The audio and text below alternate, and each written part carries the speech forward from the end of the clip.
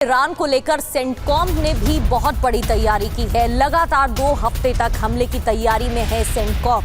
Iran की missile site पर बमबारी की भी तैयारी है और CNN के हवाले से एक बड़ी खबर आपको बता रहे हैं। तो एक तरफ डोनाल्ड ट्रंप की लगातार प्लानिंग चल रही है, सेंटकॉम की तरफ से भी बड़े बड़े दावे किए जा रहे हैं और दूसरी ओर जंग रोकने की बात कही जा रही है।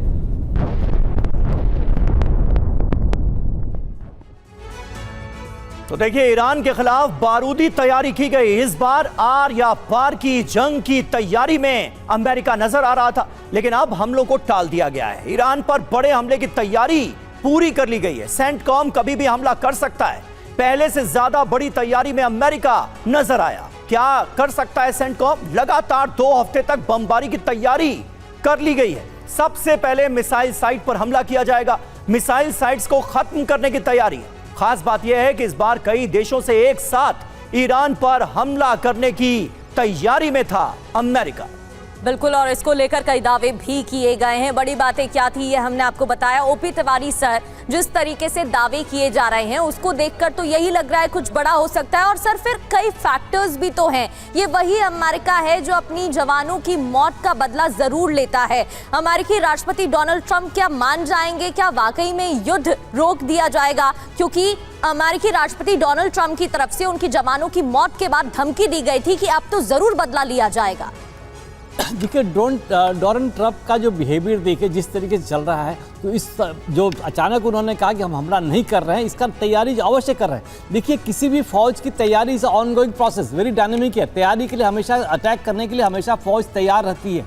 तैयारी लास्ट मोमेंट पर नहीं होती है। तो सेंटकॉम की तैयारी तो नेचुरल है, करना है, लेकिन क्या करना चाहते हैं आगे, ये देखने की बात है। पहली बात कहना चाहूँगा कि कुछ कोशिश ये लोग ये भी कर रहे थे, जैसा प्रतीत हो रहा था कि सऊदी अरेबिया कुछ अरेबियन देशों को भी इन्वॉल्व करे और उनको भी, उनसे भी अटैक कराए, तो मल्टी डायरेक्शन अटैक होता तो ईरान परेशान हो जाता। तो इस स्ट्रेटेजी में जहाँ तक मैं पढ़ रहा था सफल नहीं हो पाए। इस सऊदी अरेबिया को इन्वॉल्व करना चाहते थे। उसके अलावा कई अलग अरब नेशन है जो अफ्रीका में हैं, उनको भी एक साथ ग्रुप बनाने की कोशिश कर रहे थे। बिकॉज ये अकेले इनके बस की बात नहीं हो रही है, प्लस वर्ल्ड ओपिनियन भी इनके अगेंस्ट जा रहा है। अमेरिकन के सिटीजन तो इनसे परेशान अवश्य ही है, बिकॉज लड़ाई अमेरिका की तो कभी थी ही नहीं। बिल्कुल, लड़ाई तो सिर्फ इजराइल की थी, लेकिन ये स्कोप रुका हुआ था। लेकिन जब तैयारी जिस तरीके से चल रही है, कुछ स्ट्राइक अवश्य कर सकते हैं, बशर्ते प्रेशर इनके कांग्रेस का, प्रेशर गल्फ नेशंस का, जो कि अभी तक इतने दिनों से बर्दाश्त कर रहे थे। अब कुवैत, बहराइन और पर्टिकुलरली जॉर्डन, इराक में तो ये तबाही कर देगा। इराक में तो पहले हटाने के लिए तैयारी कर चुके थे, लेकिन सऊदी अरेबिया, ओमान और ओमान और ईरान की भी एक मीटिंग हुई थी। वो भी चाह रहे थे, वो भी कहा कि ये हॉर्मुज होगा, हमारे कंट्रोल में होगा, इसमें अमेरिका कहाँ से आएगा। ये चीज़ें काफ़ी बदल रही हैं। अभी क्या आएगा, ट्रंप क्या देखना है, लेकिन ट्रंप की तरफ से एक अटैक की अवश्य उम्मीद कर सकते हैं, बशर्ते बहुत ज़्यादा दबाव, जैसे सिवाच बहुत ज़्यादा दबाव गल्फ नेशंस का नहीं हो, खाड़ी देशों का नहीं हो, तब नहीं हो सकता। लेकिन जहाँ तैयारी है, देखिए ईरान ने अपनी चीज़ें बचा रखी है। इस बार उन्होंने अमेरिकन नेवी पर बिल्कुल नहीं छेड़ा, इजराइल पर एक भी बॉम्ब नहीं छेड़ा।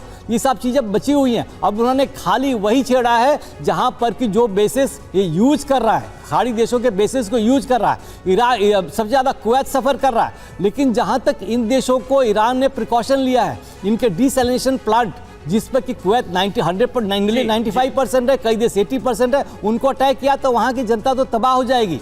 इन खाड़ी देशों को ये भली बात मालूम है, इसके बावजूद भी प्रेशर डाल रहे हैं कि नहीं डाल रहे हैं, वो ट्रंप को मालूम है और उनको मालूम है। बिल्कुल सही बात है। और अब जो डोनाल्ड ट्रंप की पोस्ट आई है उसमें हॉर्मुज स्ट्रेट का भी जिक्र किया गया है और कहा गया है कि ईरान हॉर्मुज स्ट्रेट को खोलने के लिए तैयार हो गया है। इंतजार करना होगा कि ईरान की तरफ से किस तरह के बयान सामने आते हैं डोनाल्ड ट्रंप के इस स्टेटमेंट के बाद।